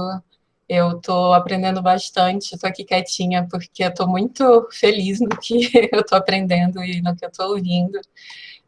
Uma coisa que é importante nesse meio, eu sou bissexual. É engraçado porque era uma coisa que eu nunca falava muito, mas a partir do momento que eu comecei a ver lá na ECO que muitos alunos se identificam como bissexuais, eu percebi que tinha uma importância para eles que eu falasse isso, então comecei a falar também mais. Atualmente eu estou no relacionamento hétero, isso as pessoas não me identificam LGBT por causa disso, né? Mas me sinto muito parte dessa sigla também, eu abraço ela com muito carinho, estou no arco-íris também, e me sinto muito feliz de fazer parte desse projeto. Eu me sinto muito feliz de ter sido convidada por uma aluna que eu gosto muito, que eu tenho muito carinho, e que me chamou meio que para ajudar, e eu falei, caraca, mas eu estou aprendendo tanto, eu quero me integrar mais, eu tinha falado para ela, eu quero participar mais, eu não quero só estar por ali como a representação burocrática da coisa, não, eu quero realmente aprender, participar, e estou por aqui, contem comigo. Gente que fala, né? Muito bom. Obrigado, Chaline, pela sua participação. Agradeço imensamente. A gente lutou muito para conseguir. Só uma coisinha que eu esqueci de falar. Meu nome se fala Kaline, tá? Kaline, desculpa. Imagina, não tem que pedir desculpa, não. É só porque é normal, é difícil mesmo. É bom corrigir então, logo. Kaline, desculpa. Imagina. Obrigado por você abraçar o nosso projeto, por você estar. A gente correu aí para conseguir professores dentro da UFRJ que pudesse abraçar a causa. Muitos conversaram com a gente, ouviram a nossa demanda e por estarem envolvidos com outros projetos não puderam aceitar. Então, assim, mas todos se mostraram muito solícitos em nos ouvir, em nos atender, e você abraçou a gente, então muito obrigado, prazerzão te conhecer. Eu não te conhecia, então conhecendo agora. E muito legal, gente, pontuar aqui que enquanto a Karine falava, eu observava uma coisa, né? Aí vem essa coisa do psicólogo observando, uma mulher branca no nosso meio, né? Então, o nosso primeiro olhar para ela vai ser o olhar de discriminação. Olha, estamos no encontro onde temos uma pessoa branca e que hoje, se não me engano, mora na Zona Sul, né? Moradora da Zona Sul. Então, é o olhar do preconceito para ela e para Camila também, né? Mas aí você começa a ouvir a história dela. E aí você vê que ela é nordestina e que ela foi achincalhada por uma pessoa que deveria defendê-la, que é o nosso presidente da República, né? Então, você vê que ela também sofre os processos, porque dentro de uma comunidade, aí eu vou ser bem crítico, porque eu acho que eu tenho local de fala para isso, aonde a bissexualidade ela é questionada, aonde a bissexualidade ela é vista como em cima do muro, como algo indefinido. E, e aí só enriquece o nosso debate, sabe? Ter a Karine apoiando o projeto como a professora responsável e como uma das siglas da nossa comunidade e que foge que não tem só o estereótipo, ou seja, a gente olha para o rótulo e quer julgar e quer criar. Então ela traz para a gente essa reflexão de que não devemos olhar para aquilo que a gente está somente para aquilo que se apresenta de aparência, mas que tem um conteúdo ali, tem um ser ali que está envolvido com a causa, que está envolvido com as questões, e olha a potência que a Karine é para nós negros, porque ela fala com a propriedade de falar, olha só, enquanto mulher branca, moradora da Zona Sul, eu não sei de qual bairro você é, Karine. Acabei de me mudar para o Catete um pouquinho antes da pandemia. Catete, então, ela mora no Catete, então assim, tem força, porque ela alcança, ela está no lugar que ela consegue chegar para essa elite branca e falar assim, olha só, você não tem lugar para falar sobre isso, tá? Você não pode falar sobre isso, porque eu, enquanto mulher branca, eu sei que as dificuldades que essa galera passa. Então, sabe, a gente ganha mais força ainda. Então vamos aprender também a observar e enxergar isso. Eu, quando eu tenho uns amigos ali de Botafogo, da galera do Flamengo, da vizinhança, que são brancos, que são ricos, que têm dinheiro, que têm grana, quando eles falam, e quando eu falo, eles me abraçam, eu sei, caramba, isso aqui vai reverberar de uma forma muito positiva, porque essa galera ela vai reproduzir esse meu discurso, sabe? E eu acho que a gente pode ajudar mais, sabe? A gente vai poder ajudar mais pessoas. Então, muito obrigado mesmo, obrigado mesmo, Karine, pela sua força aqui e apoio a esse projeto, tá? Obrigado mesmo. Gente, eu queria abrir para perguntas. Alguém quer fazer alguma pergunta? Né? A gente pode começar a fazer perguntas aí. Quem tiver vontade de perguntar, fiquem à vontade, tá? Vamos abrir aí para quem quiser. Eu tenho uma perguntinha. Pode perguntar. Eu estava prestando atenção na fala do Jonathan, e eu queria até dizer que eu já estou te seguindo no Instagram, né? Que eu procurei aqui rapidinho. Adoro isso, gente. Articulado. Ótimo. Eu estava pensando, eu achei interessante você falar sobre um grupo social que a gente não considerava tanto, né, quando você para pensar, que são os profissionais do sexo, né, que são as pessoas que são colocadas, muitas vezes, num olhar social de tanto julgamento, né, que um olhar muito moralista, que desumaniza bastante, né. E aí eu queria, por gentileza, se você pudesse falar um pouquinho mais desse seu estudo, desse seu contato, que eu fiquei um pouco curiosa sobre esse tema. Eita, será que eu liguei liguei o microfone? Então, as profissionais do sexo, a população, né, que trabalha com esse público também, elas são uma das mais vulneráveis, porque, principalmente agora na pandemia, porque muitas delas não estão tendo clientes, muitas delas não estão tendo o contato de uma com a outra, muitas delas voltam para sua casa, né, porque não estão tendo como pagar aluguel, ou voltam para locais onde elas estão agredidas de certa forma com a população dos pais dela, né, os pais, a mãe, ou até mesmo ex-maridos, que muita gente também trabalha com marido. Então, o meu estudo mesmo em si é a saúde mental dos profissionais da saúde. Entretanto, eu também trabalho com o estudo, né, eu estou ajudando um estudo relacionado com pessoas muito mais vulneráveis, né, pessoas que são soropositivas, pessoas que têm problemas com deficiência, né, profissionais do sexo,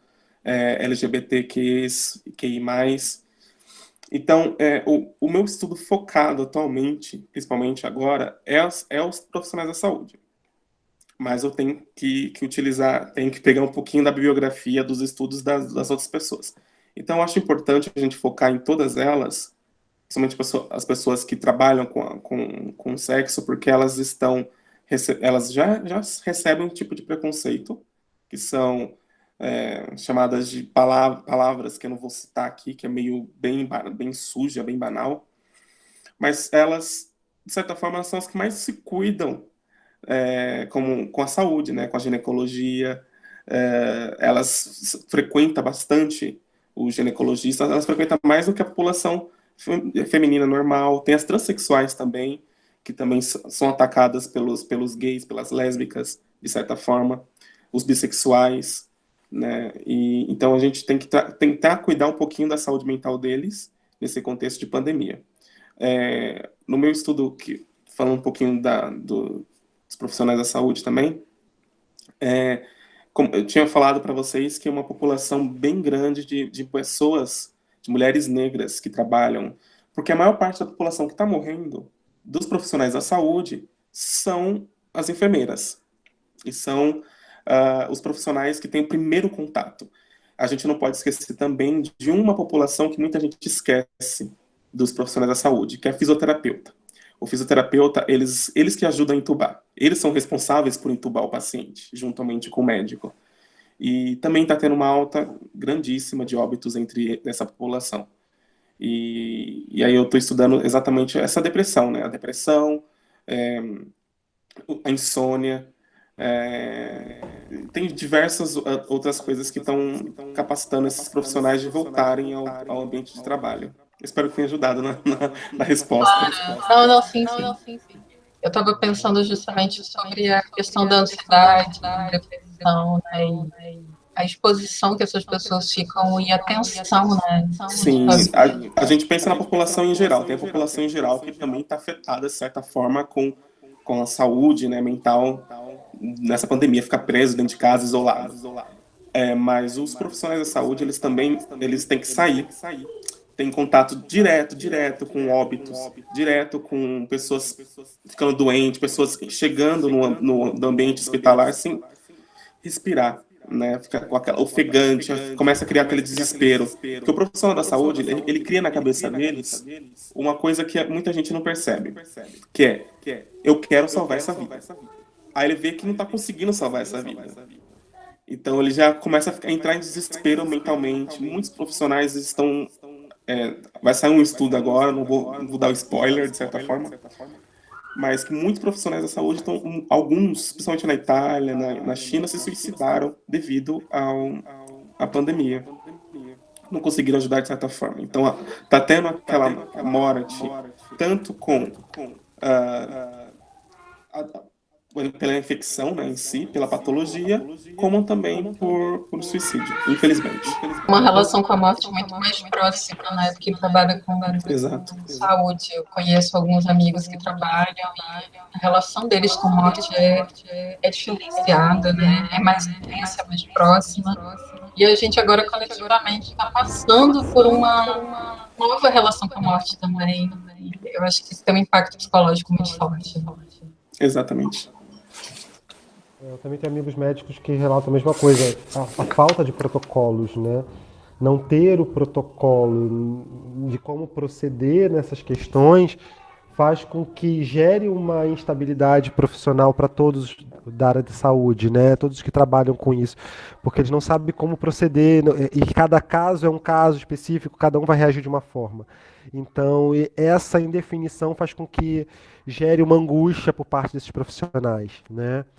Uns reagem de uma forma tranquila, você pega o vírus e reage, não tem nada, outros reagem, vão a óbito em pouco tempo, então assim, e quando ele chega até a unidade de saúde, não tem um protocolo exato, fixo, definido. Eles tentam montar uma forma de como vou absorver essa demanda, mas não sabem exatamente como vai ser a reação do vírus na pessoa, né? E isso gera uma instabilidade muito grande, né? Tarcísio quer fazer uma pergunta para Sara, é isso? Pode fazer, Tarcísio. Sim. Oi, Sara. Boa tarde. Boa noite, né?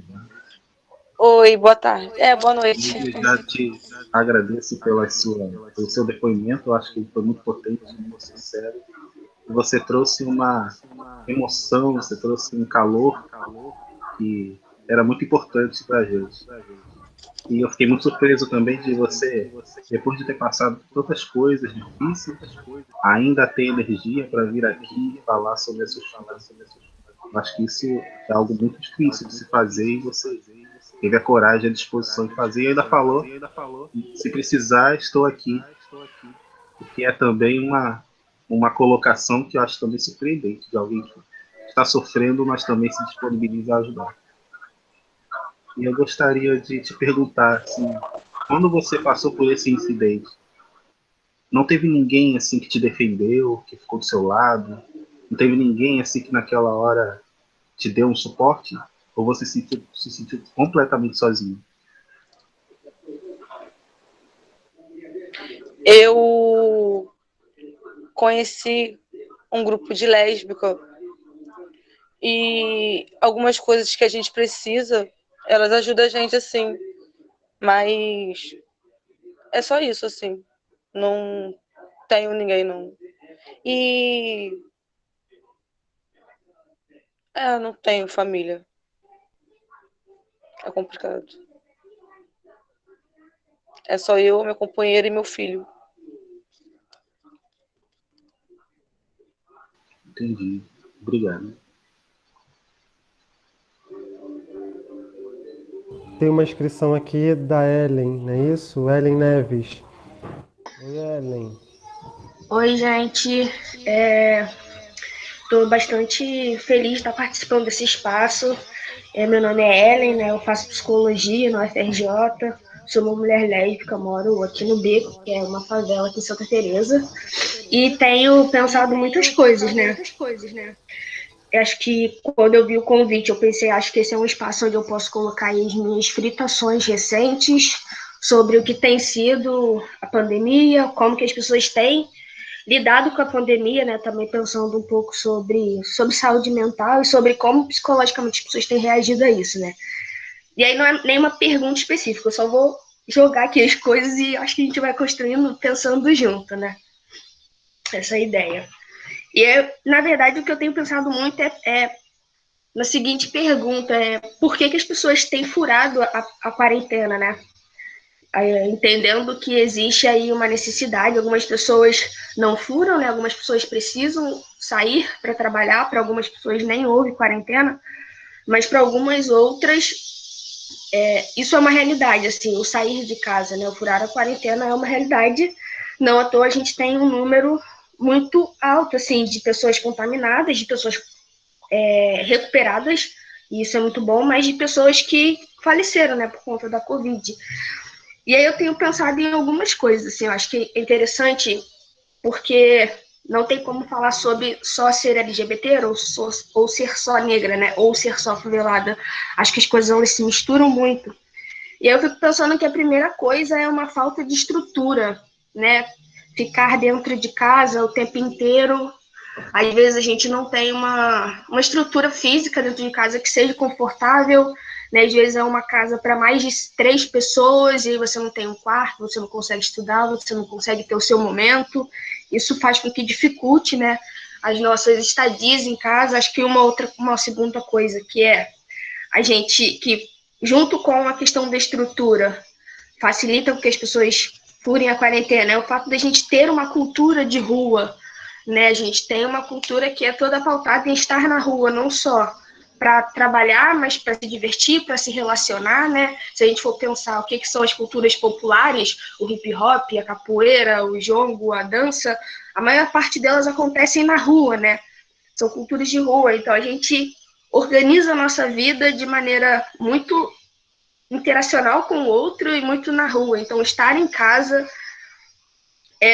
se torna algo muito difícil. A gente entra numa questão que é a negação, né? A negação de que a gente está vivendo uma pandemia, a negação de que a gente está vivendo algo que é mundial e que está afetando as nossas vidas, e a gente simplesmente entra, né, nesse lugar de não está acontecendo, não vai acontecer nada comigo e eu vou sair porque eu preciso sair, né? Não só para trabalhar, mas para viver a minha vida.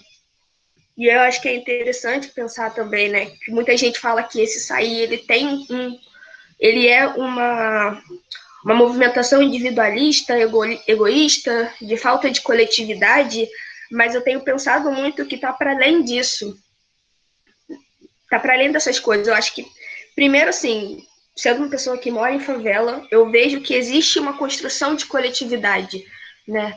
Quando você tem uma criança que precisa ser cuidada, aí você pede para o vizinho. Se você tem um problema na água, você pede água para o vizinho. Então, tem essa construção de coletividade, mas que é uma construção de coletividade limitada a uma lógica individualista, né? Então, ainda que a gente construa coletivamente, existe sempre a lógica de farinha pouca, meu pirão primeiro, eu tenho que ser melhor do que o outro, né?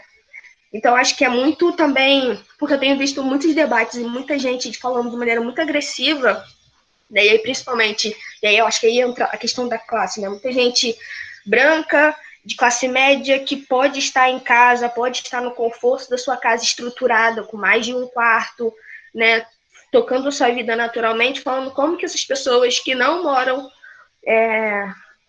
que moram na favela, tipo, estão furando a quarentena, o que é um problema, obviamente, não estou banalizando isso, mas que eu acho que a gente tem que ter um debate que é mais justo e mais profundo do que falar que é uma falta de coletividade, que é um individualismo quando a gente tem... vocês estão me ouvindo? Ah, sim. Que é uma falta... Show.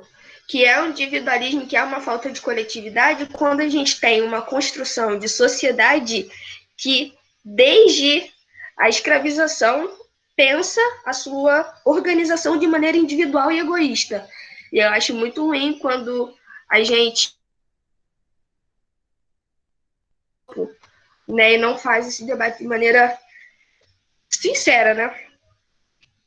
E aí, uma outra coisa também que eu tenho pensado muito, e que isso está relacionado a, principalmente, assim, as minhas vivências enquanto mulher preta, e vendo os meus, né, e morar no espaço de favela, que muitas pessoas não tiveram a possibilidade de ficar em casa, né, a vida para essas pessoas em momento nenhum parou. E aí o argumento se a minha vida não parou para as tarefas, por que não? Eu não posso tocar a minha vida completa de um modo geral. Então, por que não? Eu não vou sair? Porque não faz sentido eu estar com os meus amigos se eu estou tendo que ir trabalhar e voltar para casa com vírus? Ou se eu moro com alguém que está indo trabalhar e está voltando para casa com vírus? Né? E aí a gente muitas vezes não tem paciência de sentar e conversar e explicar que a questão está muito para além do indivíduo, né? Que é o coletivo. Mas é isso, se a gente está numa lógica individual, a gente só, culpabilizante, né, que é essa lógica colonial branca, a gente só culpabiliza o outro. A gente não se propõe a conversar de maneira sincera, né, e falar, eu entendo que é difícil, você está tendo que trabalhar, mas não dá para você ficar furando a quarentena, porque é uma questão coletiva, né, ainda que você corra risco. É importante que você corra o menos de risco possível. A gente também não faz isso, e eu tenho visto assim, muitas cobranças. E aí, por último, para finalizar, que a gente vive no Rio de Janeiro, que é o estado que continuou tendo operações policiais mesmo em pandemia. né? A gente teve aí a necessidade de 2 atos, uma mobilização da luta antirracista, porque continuaram havendo operações policiais. A gente vive num país que mais mata diversidade, que mais mata LGBTs, que mais mata mulheres, que mais mata pessoas negras, né? A cada 23 minutos, um jovem negro é assassinado no nosso país. Então, a gente tem uma média de 48 mortes por dia, né? A gente tem uma média de 48 mortes por dia, isso da estatística de pessoas negras. Isso sem falar dos LGBTs, isso sem falar das mulheres. E aí, por que eu tô falando isso? Porque a gente já naturalizou a morte. Então, é muito difícil a gente conseguir se comover e se movimentar quando a gente entende que tem mais de 50 mil pessoas mortas por um vírus, porque a nossa juventude, e a nossa juventude interseccionalizando ela, né, me pensando, por exemplo, como mulher lésbica, negra e favelada, tá flertando a vida inteira com a morte, com a possibilidade do amanhã não existir, né? E aí eu trabalho com jovens de um pré-vestibular para pensar futuro, para pensar escolhas. E aí é muito comum conversar com eles e eles falarem, e eles não conseguirem se projetar daqui a 10 anos.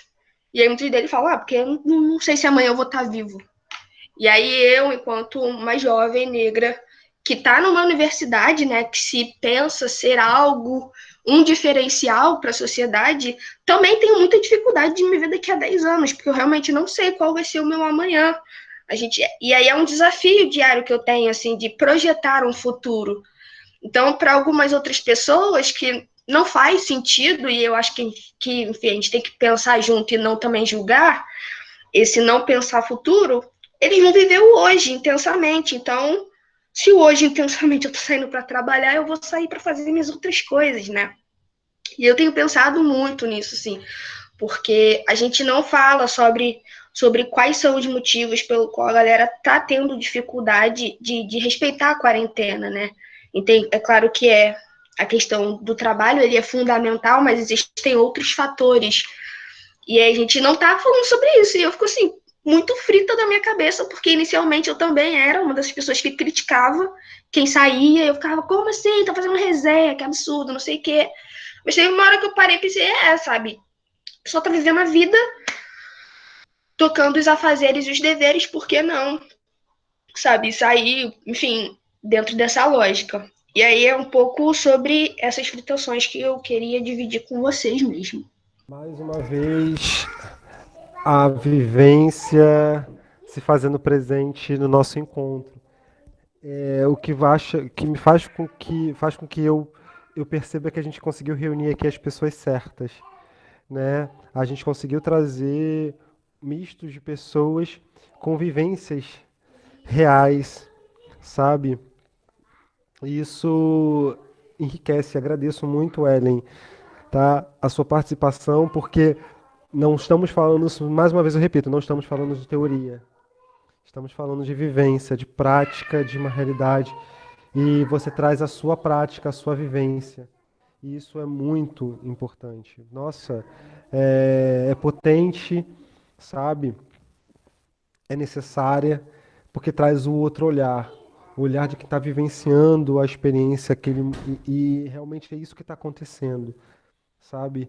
É isso que está acontecendo e a população negra, são os nossos, são os pretos, somos nós pretos que estamos nesses lugares, sabe? Dando a cara, jogando, sabe? Assumindo, né, enquanto uma elite está ali dentro das suas casas, fazendo suas atividades físicas e tudo mais, sabe? Parabéns, Ellen, pela sua voz, pela sua força, tá? Muito obrigado mesmo pela sua contribuição, tá? Eu não estou conseguindo saber pronunciar esse nome, alguém pode me ajudar? Yatsa, eu não sei o nome. Alguém pode me ajudar? Yatsa? Ela acabou de confirmar. Não, que sim. Hã? É isso Yatsa? mesmo, ela está confirmando. Ai, que bom. Queria te agradecer por ser nossa intérprete de Libras durante todo esse nosso debate. Muito obrigado mesmo pela sua contribuição, tá? Agradeço imensamente aqui em nome da PR5, do Divã Colorido, de todos, a sua contribuição no nosso projeto, tá? É, Queria também falar aqui sobre uma possibilidade, né? A Camila ela postou aqui no grupo. A gente queria fazer muito uma vaquinha para Sara, né? Então a gente poderia começar a pensar nisso, né? Tá bom? Então, a gente surgiu essa ideia, pedi autorização para a Sara para colocar aqui, e aí ela deixou, topou, e aí a gente vai criar o link, e na edição do vídeo a gente vai colocar no vídeo para poder divulgar o link, é uma vaquinha online. Marise, você quer falar mais alguma coisinha? Que a gente está caminhando para o encerramento, gente. Acabou. Não, eu quero só agradecer de estar aqui com vocês. Também reforçar minha gratidão a todos os convidados, todo mundo que está aqui, em especial nossa intérprete maravilhosa, que tinha que ter até alguém, né, Yatsa, revezando aqui com você, mas você está se virando aqui nos 30 com a gente. Eu acho que a gente pode caminhar agora para a performance da Sara, para a apresentação dela, não é isso? Não tem uma apresentação aí, Sara? Então vamos lá.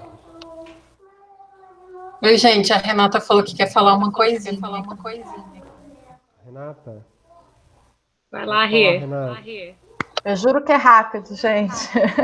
Eu estou aqui no lugar de escuta e de aprendizagem, né? Eu sou lá da Pró-Reitoria de Extensão também.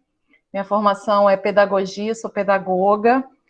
Vi todo o movimento da Camila, da Marise, ainda não conhecia o Carlos, mas já tinha ouvido falar, né, da criação do projeto. Me coloquei à disposição desde o início para ajudar e aprender, né, porque eu trabalho com projetos de educação de jovens e adultos, trabalho também no curso de Direitos Humanos para Atendimento ao Público, então tudo isso que foi falado aqui me enriqueceu muito, me fortaleceu muito na minha atuação profissional e pessoal, né? E só queria agradecer e dizer que a Pró-Reitoria de Extensão está de braços abertos para contribuir com qualquer e toda iniciativa que esse grupo aqui possa pensar, propor, elaborar, né? E dizer também que não só a Sara me tocou, mas como a fala de todos aqui me tocou, e vamos juntos que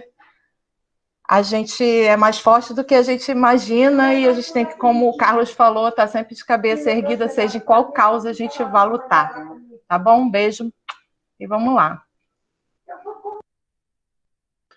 Acho que Sara falou que não vai fazer a apresentação agora, tem problema algum, Sara, que ela queria fazer uma apresentação aqui com a gente falou que o espaço é mais do que aberto, mas se você quiser, tiver mais à vontade, Sara, a gente pode combinar depois de inserir na edição também, da gravação, acho que é mais tranquilo, né? Acho que é uma maldade que eu acabei de fazer com você, quero pedir desculpas, inclusive. Depois disso tudo, Sara, agora pode se apresentar. Desculpa, aqui foi a produtora, a chave da produtora. Faltou aí o apoio do bom senso psicológico. Desculpa, viu, Sara? Mas era para dizer que o espaço é seu. Se você quiser, a gente faz depois, com calma, tá bom? E aí, mas eu quero agradecer muito, já reportar aqui minha gratidão a todos. Já, e é isso, tá bom? Um prazer muito grande estar aqui com vocês. Gente, também queria agradecer muito, muito, muito. Eu estou, assim, repensando muita coisa. A gente já vem, né, no processo de repensar, ou deveria estar vindo, muita gente está começando, e que bom. E agora que eu estou estudando sobre branquitude, eu sou lésbica, eu esqueci de falar, porque eu estou no encontro colorido. E... Sarinha. Mas eu fico pensando, assim, porque no alto de todos os meus privilégios, sabe? Por mais que eu saiba e sinta que já sofri homofobia, sofro, e, enfim, tenho minhas dificuldades, me emocionei com a carta da Norma, mas a gente tem que fazer os recortes, a gente tem que fazer que nem a Ellen falou, a gente tem que ser interseccional, não tem como, porque é o que a Norma falou também, para a gente ser igual, a gente tem que ter as diferenças respeitadas. E é papel de todo mundo, sabe? É papel de todo mundo. A gente tem que aprender como fazer da forma certa para não ofender, para não atropelar. Mas é papel de todo mundo. Eu tô assim meio receosa de falar e tal, mas eu vou perder isso porque eu ainda estou começando a estudar mais e me aprofundar de verdade mais agora. Então por isso que eu tô assim. Mas eu quero, sabe? Eu sei que não é tipo desculpa por ser branca e sabe? Não é assim que funciona. E enfim, eu tô muito desculpa. Queria agradecer muito a você, desculpa. Queria agradecer muito, porque isso foi muito importante para mim. Ai, droga. Segura, Camila. Não, É isso. é você. Seja você. Eu gosto disso. Eu me sinto assim, parecida com a Camila, porque o fato da gente, às vezes, ser branco, a gente não tem nem noção do privilégio que a gente tem. E aí, quando a gente escuta na vivência do outro como é a realidade, a gente toma um choque e percebe, gente, eu tenho tantos privilégios, eu poderia, sabe, ser mais solidário, ajudar mais os outros, ou perceber, porque tem coisas que pra gente a gente não tem muita noção, sabe? E esse lugar aqui de escuta, de você estar podendo aprender pela vivência dos outros e olhar aquilo, sabe, te causa um impacto, uma mudança muito grande, sabe? Que é uma coisa que você vai começar a repensar tudo na sua vida, os seus privilégios, as suas vivências, tudo que você já passou e que você não percebeu, que você fez errado, que agora você olha com outros olhos e percebe que você vai poder mudar daqui para frente, sabe? E a desconstrução, acho que assim, em todos os sentidos, é algo que tem que ser contínuo para o resto da vida, para a gente aprender a viver melhor, não só com a gente, mas também com todo mundo, sabe? Com o sentido de ser um ser humano mais digno, sabe? Uma pessoa melhor mesmo. E eu acho que esse espaço, assim, mesmo de escuta, eu acho que é essencial, sabe? Porque eu entendo que hoje em dia tem uma parte que as pessoas falam muito assim, mas e não tem lugar de fala? Lugar de fala é para quem sofre em si o preconceito, quem sofre e passa pela situação, e o lugar da gente é o lugar de escuta para aprendizado, para não fazer essas pessoas sofrerem e passarem pelas essas coisas, entendeu? Eu vejo muito isso, e eu agradeço muito por terem me chamado, por estar escutando tudo e aprendendo cada vez mais. E aqui pela PR5 eu abro a comunicação para caso vocês precisem divulgar alguma coisa do projeto ou outras iniciativas referentes a isso, e eu acho muito importante e agradeço muito. Nós que agradecemos a participação de vocês, sabe? E fico muito feliz pela oportunidade também de compartilhar um pouquinho. E agradecendo mesmo a todos os nossos convidados, sabe? A PR5, a Kaline, por estar junto com a gente no projeto. Gente, foi lindo esse encontro, foi ressignificante, mas foi para mim transformador também, sabe? E tamo junto. Vai ter mais coisa, tá? Isso é só uma palhinha virtual do que vai acontecer no presencial assim que tudo isso passar, né? A gente tem uma frase dentro da psicologia que a gente só quer ser uma alma humana que toca uma outra alma humana. E eu acho que é um pouco disso. Se a gente conseguiu tocar vocês e sensibilizar vocês, a gente está atingindo nosso objetivo, tá? Muito obrigado. Posso falar rapidinho, Carlos? Pode, amor, você deve. Minha gratidão e já minha provocação, que aguardem. Fechou, Então é isso, Carlos? né, gente? Fechamos. Obrigado, gente, por tudo. Obrigada, gente. Uma boa noite para vocês aí, tá? Boa noite. Obrigado, gente. Tá, para você é incrível, sua história é maravilhosa. Boa noite. Ó, só para eu vi uma frase ontem que eu queria deixar para vocês. Então vai, manda para encerrar. Olhe para o outro como se ele fosse você, porque em algum momento você é o outro no olhar de alguém.